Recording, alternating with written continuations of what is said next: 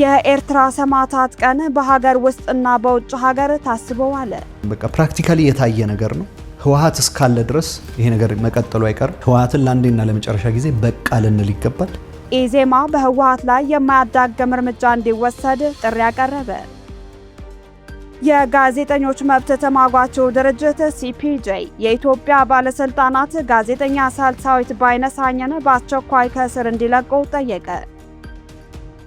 በደቡብ አፍሪካ መጤጠል ተቃዋሚዎች ላይ ሽጉጥ ያወጣው ኢትዮጵያዊ ክስ ቀረበበት። ትክክለኛ ሀብቴ በዓለም አቀፍ ተቋማት ከሚገመተው በላይ ነው ሲሉ አሊኮ ዳንጎቴ ተናገሩ። በምስራቃዊ ሊቢያ የባህር ዳርቻ የአንዲት ህፃን ሴት ልጅን ጨምሮ የ15 ፍልሰተኞች አስከሬን ተገኘ። ሰላም የተወደዳችሁ የኢሬሳት ቴሌቪዥን ተከታታዮች፣ ለዛሬ ሰኔ 20 ቀን 2026 የተሰናዱ የምሽት ዜናዎች ወደ እናንተ ማድረስ እንጀምራለን። እንድትከታተሉን በአክብሮት እንጠይቃለን።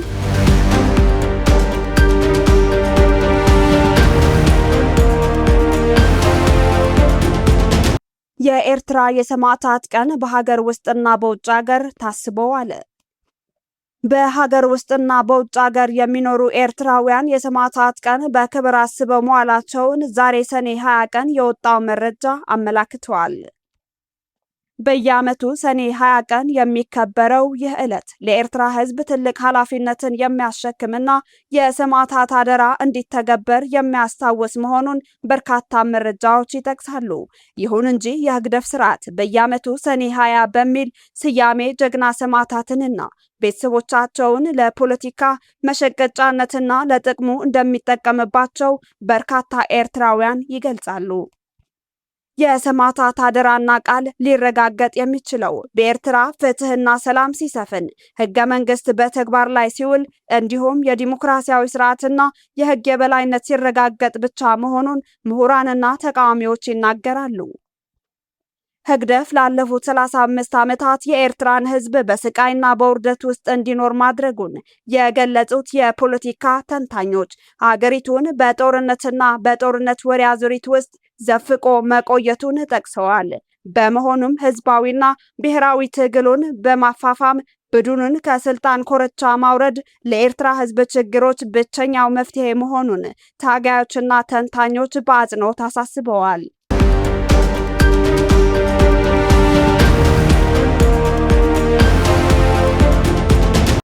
ኢዜማ በህወሓት ላይ የማያዳግም እርምጃ እንዲወሰድ ጥሪ ያቀረበ።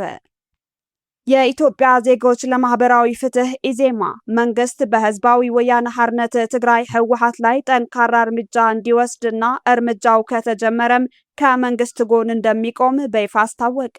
ዛሬ አንድ አፍታ በዘገበው ዘገባ የፓርቲው መሪ አቶ ኢዮብ መሳፍንት ከኤምቢሲ ቴሌቪዥን ጋር በነበራቸው ቆይታ መንግስት በህወሓት ላይ ለአንዴና ለመጨረሻ ጊዜ እርምጃ መውሰድ እንዳለበት አሳስበዋል። ህዝብ ላይ የህዝብ ህይወት ላይ የህዝብ ንብረት ላይ አደጋ በማያመጣ መልኩ ታስቦበት ተጠንቶ በህወሓት ላይ የማያዳግም እርምጃ መወሰድ አለበት ብለን በግልጽ አሳውቀናል። ለዚህ ለሚደረግ ይሄን ለማድረግ ለሚሰራ ማንኛውም ስራ ኢዜማ ተሳታፊ ይሆናል። አቶ ኢዮብ በንግግራቸው መንግስት ህወሓትን በቃ ሊለው ይገባል ያሉ ሲሆን ይህ ጥሪ የትግራይን ህዝብ ከቡድኑ አፈና ለመታደግ ያለመ መሆኑ ገልጸዋል። አርቆ ሐሳቢ መሆን እንኳን አያስፈልግም። በቃ ፕራክቲካሊ የታየ ነገር ነው። ህወሓት እስካለ ድረስ ይሄ ነገር መቀጠሉ አይቀርም። ህወሓትን ለአንዴና ለመጨረሻ ጊዜ በቃ ልንል ይገባል። እንደ ፓርቲው መሪ ገለጻ የትግራይ ህዝብ በአሁኑ ወቅት ክልሉን እንደ ስጋት ቀጠና እየተመለከተው ሲሆን የህዝቡ ተቃውሞ መገንፈልም ህወሓት ደጋፊ አልባ መሆኑን የሚያሳይ ነው ብለዋል። ይሁን እንጂ ይህ የኢዜማ ጥሪ በብዙዎች ዘንድ ከፍተኛ ትችት እየቀሰቀሰ ይገኛል። አንዳንድ ተቺዎች እንደሚሉት ፓርቲው ህዝብን መታደግ የሚል ሽፋን ይኑረው እንጂ ንግግሩ ግልጽ የሆነ ጦርነት ጥሪና ቀጣይ ደም መፋሰስን የሚጋብዝ ነው ተባለ። የኢዜማን ወቅታዊ ጉዳይ የሚያሳየው ፓርቲው ከመንግስት ጋር በመሰለፍ ህወሓትን ለማዳከም ያለውን ቁርጠኝነት በግልጽ ያሳየበት መሆኑ ያመላክታል።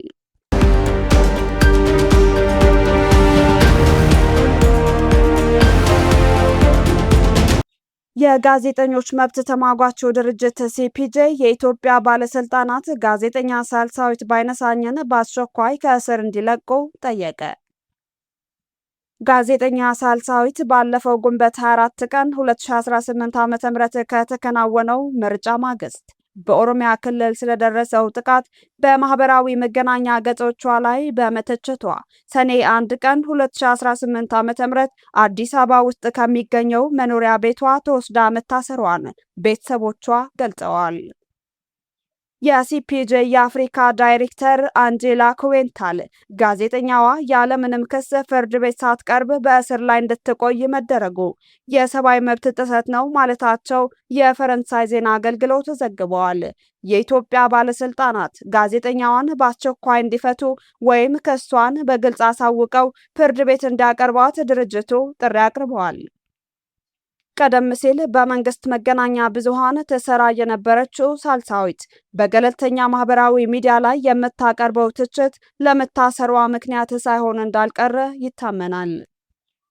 በዚህ ወር መጀመሪያ ላይ ኦግስቲን ፓሲሊ የተባለች ፈረንሳዊት ጋዜጠኛ ከሀገር የተባረረች ሲሆን አዲስ ስታንዳርድ የተባለ ጋዜጣም ባለፈው የካቲት ወር ፈቃዱ መታገዱ ይታወሳል።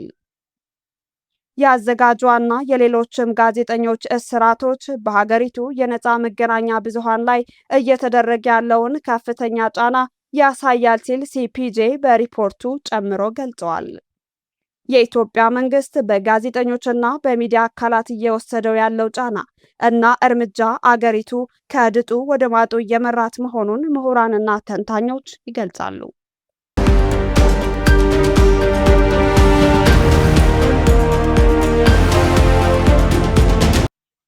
በደቡብ አፍሪካ መጤጠል ተቃዋሚዎች ላይ ሽጉጥ ያወጣው ኢትዮጵያዊ ክስ ቀረበበት። በደቡብ አፍሪካ ዶክሜንት የሌላቸው የውጭ ሀገር ዜጎች በሙሉ ከጁን 30 በፊት አገሪቱን ለቀው እንዲወጡ የሚጠይቅ ሰልፍ እየተካሄደ መሆኑ ይታወቃል። ይህ የተቃውሞ ሰልፍ እሁድ ዕለት በሙፓላንጋ ግዛት በሚገኘው ዴልምስ ከተማ ተከናውኗል። በወቅቱም ወረደ ጂና ጉዮ የተባለ አንድ ኢትዮጵያዊ የሱቅ ባለቤት የአካባቢው ባለስልጣን በሆኑትና በሰልፉ ላይ ተሳታፊ በነበሩት ግለሰብ ላይ ሽጉጥ በማውጣት ማስፈራራቱን ተዘግቧል። ይህንን ተከትሎ ኢትዮጵያዊው ወዲያውኑ በቁጥጥር ስር የዋለ ሲሆን ትላንት ፍርድ ቤት መቅረቡን ሲቲዝን ጋዜጣ ገልጿል። ተከሳሹ ለፍርድ ቤቱ ድርጊቱን በመፈጸሙን አምኖ በስሜታዊነት እንዳደረገውና ከዚህ ቀደም ምንም አይነት ወንጀል ላይ እንዳልተሰማራ አስታውቋል። በመሆኑም በዋስ ወጥቶ ለመከራከር እንዲፈቀድለት የጠየቀ ሲሆን ፍርድ ቤቱ በዋስትናው ጥያቄ ላይ ብይን ለመስጠት ለሰኞ ቀጠሮ ሰጥቶታል።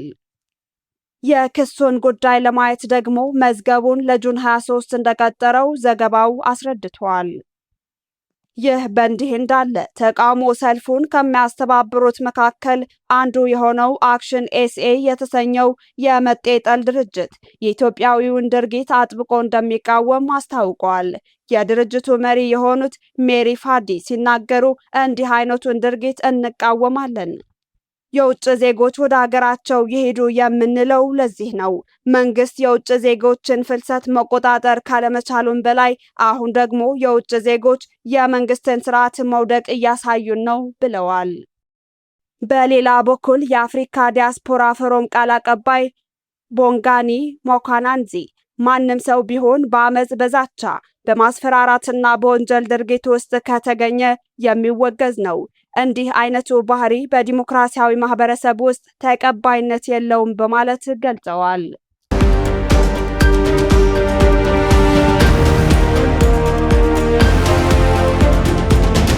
ትክክለኛ ሀብቴ በዓለም አቀፍ ተቋማት ከሚገመተው በላይ ነው ሲሉ አሊኮ ዳንጎቴ ተናገሩ።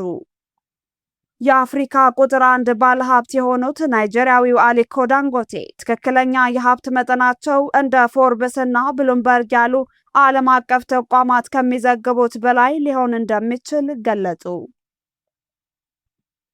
ሰኔ 20 ቀን 2026 ዲዳብሊው አፍሪካ ባወጣው ዘገባ ባለሀብቱ ስኩል ኦፍ ሃርድ ኖክስ ከተሰኘው የዩቲዩብ ገጽ ጋር ባደረጉት አጭር ቆይታ ግዙፍ ድርጅቶቻቸው ገና በይፋ በአክሲዮን ገበያ ላይ ስላልተመዘገቡ ትክክለኛ ሀብታቸው በትክክል ሊሰላ እንዳልቻለ አመላክተዋል ሲል ዘግቧል። ዳንጎቴ ሲናገሩም ሰዎች 38 ቢሊዮን ዶላር ሀብት አለኝ ይላሉ። ነገር ግን አብዛኞቹ ድርጅቶቻችን ገና በገበያ ላይ ስላልተመዘገቡ ትክክለኛ ሀብቴ ከዚያም በላይ ሊሆን ይችላል ብለዋል። በዓመት ውስጥ ካገኙት ከፍተኛ ገቢ ጋር ተያይዞ በቀረበላቸው ጥያቄ ድርጅቶቻቸው በዚህ ዓመት የመጀመሪያ 3 ወራት ብቻ 10 ቢሊዮን ዶላር ገቢ ማግኘታቸውን በመጥቀስ የንግድ ግዛታቸውን ምን ያህል ግዙፍ እንደሆነ አስረድተዋል። Well, first quarter we did about $10 billion. $10 billion. Yes. በአሁኑ ወቅት የፎርብስ መጽሔት የዳንጎቴን ሀብት 30.6 ቢሊዮን ዶላር ሲገምተው ብሉምበርግ ደግሞ 35.6 ቢሊዮን ዶላር እንደሆነ ይገልጻሉ። ለወደፊት በምን መታወስ ይፈልጋሉ ተብለው ለቀረበላቸው ጥያቄም አፍሪካን ወደ ኢንዱስትሪ የመራ ሰው ተብዬ መታወስ ፈልጋለሁ ሲሉ ምላሽ ሰጥተዋል።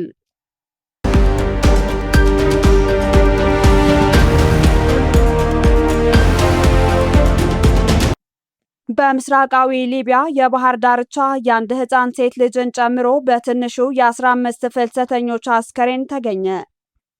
አስከሬኖቹ የተገኙት ፍልሰተኞችን የጫነች ጀልባ በሜዲትራኒያን ባህር ላይ መስመጧን ተከትሎ ነው ተብሏል። ጀልባዋ በአጠቃላይ 61 ሰዎችን አሳፍራ እንደነበር ከባህር አደጋው የተረፉ 10 ሰዎች ተናግረዋል። የባህር ድንበር ጠባቂዎች እንዳሉት አስከሬኖቹ ከግብጽ ድንበር አቅራቢያ በምትገኘው ቶብሩክ በተባለች የሊቢያ ከተማ የተለያዩ የባህር ዳርቻዎች ላይ ተበታትነውና ተበላሽተው ተገኝተዋል።